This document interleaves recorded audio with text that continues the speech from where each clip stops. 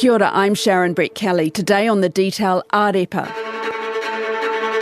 The makers call this brain food.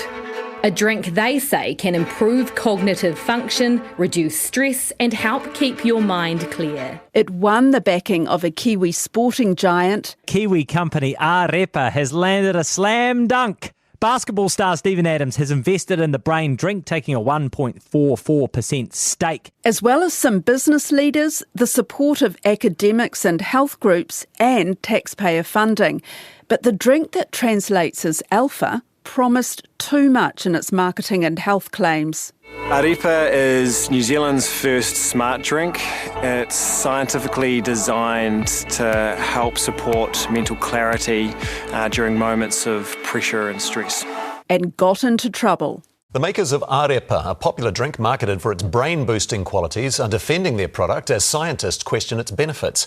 The company was found to have breached our food standards code and has had to publish a clarification on its website. This is going to be a bit of a kick in the teeth. Yeah, it is a little bit. It's tough to balance complex and emerging science with a food code. A food code the company's frontman says is outdated.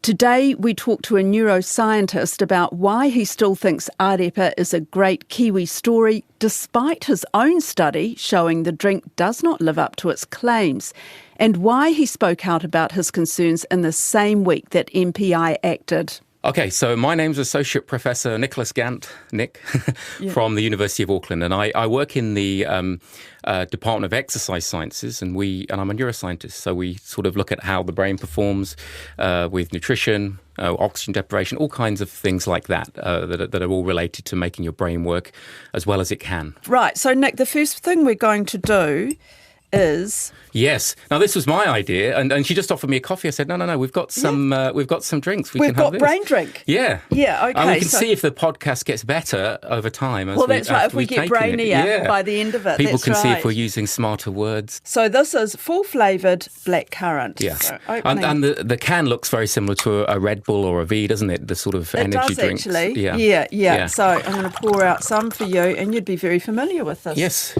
Yeah. Nick? What I like about the taste is that it's very difficult to get these types of ingredients, particularly extracts and things, to taste nice because they're more concentrated than you get them in the natural fruit. Although most of it is New Zealand berry fruit and apple juice, the drink itself. So cheers. Cheers. Well, let's talk about this because you've been involved. No, the University of Auckland have been involved in two of the published studies and a number of studies. I see. I helped out at probably the very beginning, I think, in terms of testing the product a long time ago now. Tell me about it. What happened in terms of the genesis story is a really interesting story, and we're hoping it will become a Kiwi success story. Well, we've all invested in this, our time and New Zealand scientists and taxpayer money for the ongoing product trials and things. So it was a young, tenacious entrepreneur. His name's Angus. He just started out in the food and beverage industry. And he had this really great idea. I think if I'm right in my memory, he'd watched a documentary on people that get into this flow state or the zone that artists and creatives perform really well in. It's now termed mental clarity in these products. You know that zone, like you're really productive, you're not too overstimulated. And he came to me and lots of my other colleagues asking about this. And scientists had shown that a certain type of brainwave, an alpha brainwave, is dominant when you're in this state. Said, I want to make a drink or a product to generate alpha brainwaves. And the company was originally called Alpha Generate Alpha Brainwaves. So he went to probably the best guy in the world at the time in this niche area of the natural products that could do these sorts of things in foods. And he gave him a list of these bioactives that could work and the type of quantities to use them. And who was that? And he started formulating them. That's Professor Andrew Scully, who's now, he's a bit conflicted, so he's the chief science officer for the company now, I think. I see. Okay. He took a role in the company, but not at that time. Can I just stop you there, Nick? So when Angus Brown came to you and said, I want to do this, what was your first reaction? I think many of us have thought about this before, knowing that stimulant drinks can overstimulate you and not get you into this state. And I know in my own mind that my writing's much better late at night when all the caffeine's worn off and those sorts of things. But knowing some of the nutrients and a little bit about them, I thought that's going to be quite hard to do. And there were a few that had promise, and they're in the drink. And so I thought it was worth a shot for sure, and encouraged him. And he did a great job. He got some investors, money together, and I think he has a sales background, so really great marketing behind it and everything else. And sort of since then, I think he agrees with me. I spoke with him the end of last week, and the chief science officer. The marketing's sort of run away and is a little bit disjointed from some of the actual claims. However, that's not what they're in trouble about. I'm just saying some of the marketing, particularly the online marketing, is a bit disingenuous for what it has been proven to do. Okay. Its makers made claims that it helps your cognitive and physical abilities. It boosts everything. Well, the scientific community came out about a week ago and said there was a lack of solid support that showed that the brand's drinks and powders boosted mental and athletic performance. And then MPI, Ministry of Primary Industries, came out and agreed with that and has forced the company to say this on their products. Never give up, trust your gut, politely hustle, do your homework, and make sure that your product is fit for the market and future-proofed. That's a clip from founder and CEO Angus Brown last year. Ārepa's website lays out the years of effort that have gone into this drink and powder. It talks about the 3 key ingredients: blackcurrant, pine bark extract and L-theanine. Scroll down and you see the list of research partners: universities in New Zealand, Australia and the US, the Dementia Centre for Research Collaboration in Oz, and government agencies Callaghan Innovation and Plant and Food Research. There are more than 30 clinical research projects and trials. But here's a key point. Most are on the individual ingredients, not the cocktail that make up the actual Ārepa products. And at the bottom on the homepage, this. The Ministry for Primary Industries has ordered the juice maker to publish this notice on their website, declaring that health claims attributed to pine bark extract and L-theanine, 2 key ingredients in the drink, are unsubstantiated. Or, in the words of MPI, the company has not properly identified the fact that some of the product's claimed benefits can be attributed to its vitamin C content. This leaves the impression they are the result of enzogenol and L-theanine, or the overall product formulation itself. Angus Brown says they're working with MPI to fix it. But let's hear more from Dr. Nick Gant about those ingredients and the research. In my laboratory, we do a lot of cognitive testing around real-world performance. And so we have the ability to take a product like this, drink it as we've done, and then see, this one says drink on 30 minutes before you need that clarity or mental boost or whatever it says on the online marketing, and test at 30 minutes. This drink, unfortunately, hasn't been tested at 30 minutes on anybody yet in that way and published. Oh. No. That's the problem that I've been trying to sort of tell people, what's going on. And I think they think that that's what they're buying it for at the moment, or that's what the science supports, because it's on the shelf around the other drinks, and you see the people's reviews around it. Oh, it's perked me up. I'm having it instead of my coffee. The published research, people have been taking it every day for a week or more. And that's a good way to take it, because it's full of vitamin C and other plant polyphenols that give your brain these important nutrients that it needs to perform better. So I think if you took it every day for a week, and I think some of the evidence that's about to come out will show that's a very good thing to do for your brain. But they've not tested the way most people, I think the marketing, you seem quite surprised there that wasn't what we'd call the paradigm in which it's been tested. And so it's a clever way of doing marketing, isn't it? And all of these companies do this, so we shouldn't, unfortunately they're getting a bit of stick for it now, but, I think some of it's deserved. For example, Red Bull gives you wings. I don't think many consumers are sitting there like Icarus waiting for the wings to grow, right? But I think most consumers, after 30 minutes, are assuming something will happen because it was tested and, as they say, scientifically and clinically proven, which it hasn't been. Tell me about the process. For a start, what's your contract between you or the University of Auckland and this company? Well, that can vary. You can have a commercial contract with the company that's just done on a fee-for-service basis, or is happening with the research that perhaps we should talk about that's published, where there's co-funding in that case with government's high-value nutrition program, where they identify products that could make a lot of export revenue for New Zealand and be really beneficial, which this one probably will be and is, and co-invest around testing it. Now, you'd usually start with the ingredients, and there's good data from small trials on each of these ingredients in isolation, so they have some subtle effects on the brain. And so when you have the ingredients tested, you put them together in a cocktail, but you must check at that point the cocktail does what you expect. In the same way as your pharmacist will look at the drugs you might have been given for different diseases to make sure they still do what they're supposed to when they interact with each other. And that's the thing that hasn't been done correctly with the drink yet and needs to be done, in my view, for to substantiate the claims they're making. Yeah. So what was the agreement here? The company pays the university to do some studies? I think the funding mechanism for high-value nutrition is quite open. It's all on their website. I think it's a co-funding model where the company invests either in cash or in kind, I think, and it's matched to some degree or funded to some degree by taxpayers' money, usually through these types of things, or through MB, or and everything's scrutinised by scientists, and the studies are performed by good researchers like my colleague Andrea that's performed the two that have been published. Okay, you've got this agreement with the company in a co-funded study. Then what is the next step for you? The next step for us then is the company are no longer involved, so that they don't bias us in any way, and we form a placebo drink or solution that tastes the same, or they do, but doesn't have the active ingredients we're interested in. And then we, in a controlled way, we recruit people in the demographic we want. You know, in my case, it's normally young, healthy people, the type that might take a drink for studying an exam or doing some sports, or something like that. And they'll come in, and without telling them which drink is which, we'll test them. And in my lab, we do some computer-based cognitive performance tests, so tests a bit like sitting a little exam, or we have a driving simulator where we simulate people driving around heavy Auckland traffic or central Otago Road and might feel sleepy on that drive.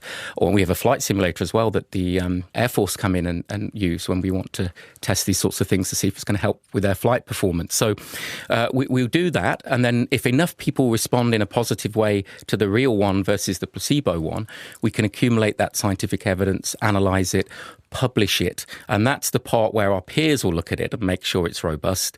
And then once we've published 2, 3, 4 of those studies and it looks like a reliable trend, the scientific community will agree and there'll be a consensus, and MPI at that point will allow the company to substantiate a claim if it was in the mental performance area. There'll be a dossier of information from independent places showing that the product works. Can you tell me about how many people were involved in those studies? The study that's looked at the cognitive performance used a test where words appear and the colour's different to the word. So it's what we call an executive function test. So it looks at your ability to make those decisions quickly and effectively.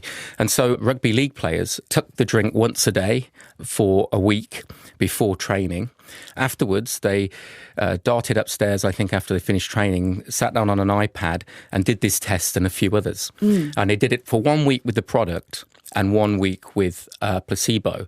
And they did significantly better in that test after that week. So rugby players taking it every day for a week might be able to make decisions better in the changing rooms after a game, is what the claim could be on the product, a scientific So you're claim. talking about a rugby team here, or more than that?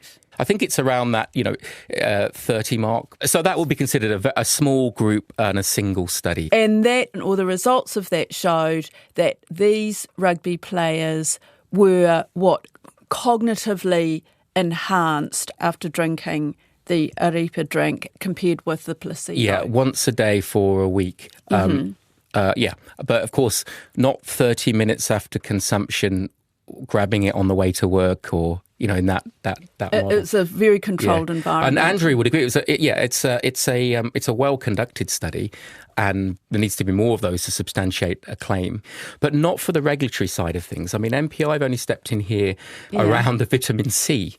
So the company have quite correctly said that the framework by which the Food Standards Act works and everything is quite old-fashioned. And so they have to keep their claims around things they're allowed to, and people are allowed to make a claim around vitamin C. There's a whole bunch of other things in here that are more complex and novel than vitamin C. It's a closed case at the moment, so we don't know much about it apart from what MPI have said, but they seem to have deviated from that in some way.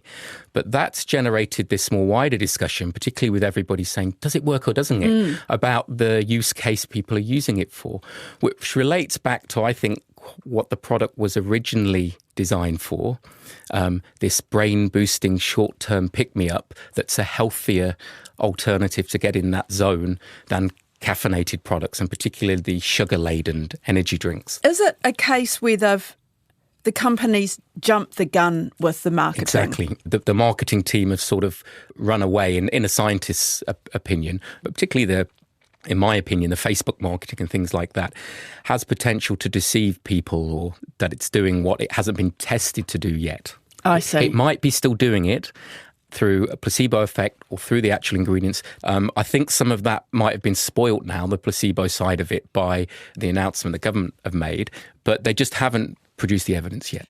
So what is so special about these 3 ingredients, blackcurrant, pine bark extract and L-theanine? So the ingredient, in my view, has the most evidence around it is the New Zealand berry fruit. So we have something special in New Zealand with our berries. Because the flesh easily gets burnt in our bright sunlight, they produce more pigment to stop it getting burnt. And that pigment is high in a type of antioxidants. Antioxidants can be good for us to prevent damage in our brain, and they're associated with changing certain brain chemicals and neurotransmitters. And we have more of them than anyone else. So drinking New Zealand berry fruit is a really good idea. And there's quite a bit of science around this, actually, enough to substantiate some evidence around the berry fruit ingredients that have gone into this. For that ingredient, there are evidence. There's also some evidence around L-theanine having a calming effect, and it's often used alongside caffeinated products to sort of take the edge off the overstimulation. And so that's been put in here with that mental clarity aim in mind. But that one wouldn't have been tested against a New Zealand mental performance or health claim, I don't think. And then the New Zealand pine bark extract. Pine bark isn't necessarily poisonous. People eat the bark of trees as survival food often, nutritious. And there's a type of polyphenols in that as well. So we're talking about these polyphenols, these types of reducing agents or antioxidants that aren't necessarily categorized as vitamin C. They're different to vitamin C. But these things that the plant uses to regulate its metabolism or protect itself from the environment that also protect us. But the New Zealand Food Standard Codes needs you to adhere to claims that people have made around one of those in particular and be correct to that. And I think what the company have been quite right to say is that, well, there was a lot of nuanced and new things here and evidence coming through, and we're dealing with an older code where we can't talk about those things. But regardless of that, you still, in my view, need to test them in the cocktail they're in to make sure it does what you think it does. And that's where the product lacks the evidence. I was sold on this quite early. I was invited to a promotional breakfast. It was at the Grove, a fancy restaurant in Auckland. I sat next to an Olympic athlete. Yeah. And there were a number of people, it seemed like neuro specialists who stood up, and, it was very exciting and very convincing. But I think we all wanted to really believe that this was going to make a difference. And the athlete that I sat next to said that she drank it every day and it made a difference to her performance. I think it can. It's a great source of these antioxidants and these polyphenols. And the neurospecialists would have been talking about the published evidence behind those, which is substantial. What I'm saying is if you want to advertise in something that's going to boost your performance 30 minutes after taking it in a way that competes with other things you might have been doing instead, they haven't tested that. So they haven't got the studies yet on the cocktail out there. It's on the ingredients. And they've been careful to say on the bottle here, it will say something about our ingredients. But again, the analogy back to your chemist checking that the drugs you're on don't interact in a way that don't help you. So it's probably worth doing if you've got the money to spend. Then I think it's a good product. Okay. Yeah. So what have we all learnt from this?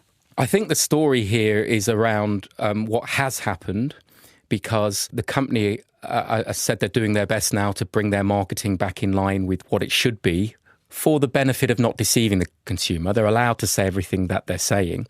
And then hopefully going forward, the studies that have been commissioned are ongoing and will generate the evidence they'll need to make the claims.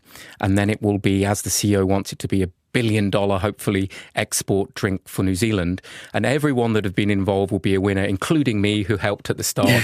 And I'll be able to put it on my CV as well. Okay. That's it for today. I'm Sharon Brett Kelly. The Detail is supported by the Public Interest Journalism Fund. Today's episode was engineered by Phil Benj. Our producers are Alexia Russell and Bonnie Harrison. And thanks to Dr. Nick Gant. What do you think? Is there anything else you want to say about this? I don't think maybe the drink. Maybe it was better towards the end, so the drink has. I think I'm now clear in my mind about You've got the mental clarity now. Yeah, that's right. That you needed to.